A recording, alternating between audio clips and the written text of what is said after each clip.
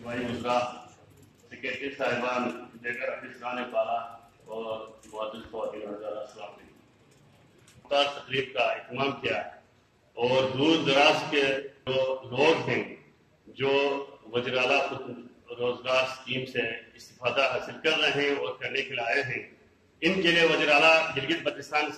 اور میاں امجد صاحب کے ساتھ مل بیٹھنے کا موقع فراہم کیا۔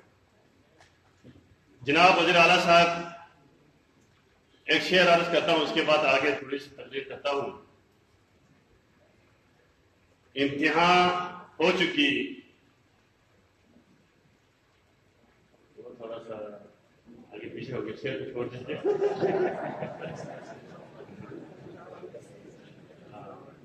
جناب علی،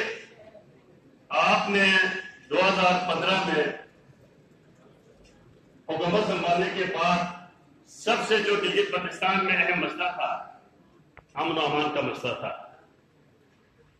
جس کی وجہ سے گلگت بلتستان کی نہ صرف امن و ترقی کا پہیہ رکا ہوا تھا،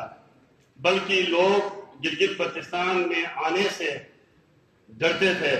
اور ہمارے یہاں جو ٹورزم کا جو شعبہ تھا وہ بالکل